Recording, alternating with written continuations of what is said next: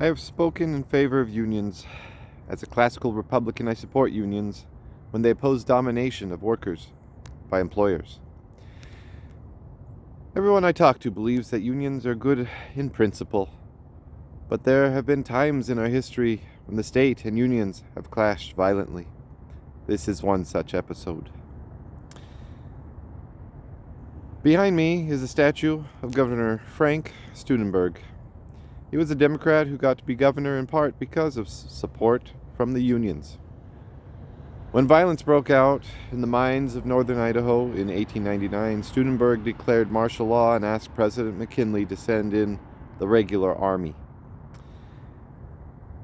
as the state militias were deployed to the Philippines.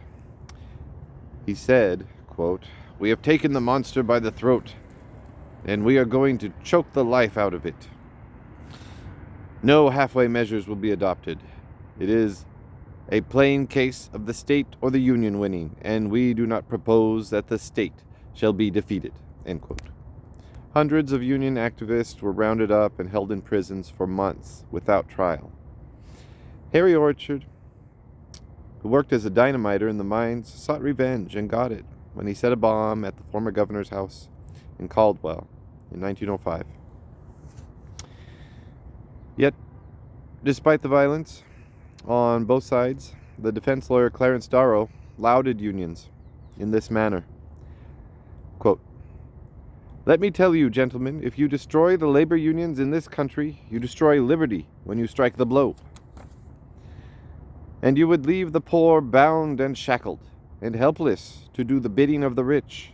It would take this country back to the time when there were masters and slaves. I do not mean to tell this jury that labor organizations do no wrong. I know them too well for that. They do wrong often, and sometimes brutally. They are often cruel. They are often unjust. They are often corrupt. But I am here to say that in a great cause, these labor organizations, despised and weak and outlawed as they generally are, have stood for the poor. They have stood for the weak. They have stood for every human law that was ever placed upon the statute books.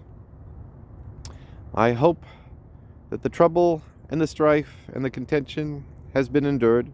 Through brutality and bloodshed and crime has come the progress of the human race. I know they may be wrong in this battle or that, but in the great long struggle they are right, and they are eternally right. And that they are working for the poor and the weak.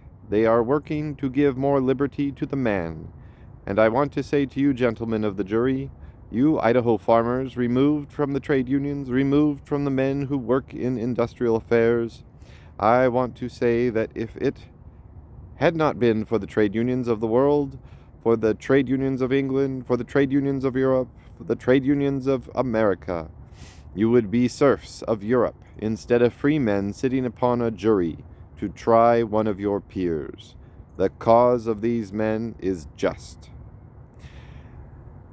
As classical Republicans, we recognize that unions provide non-domination in the workplace.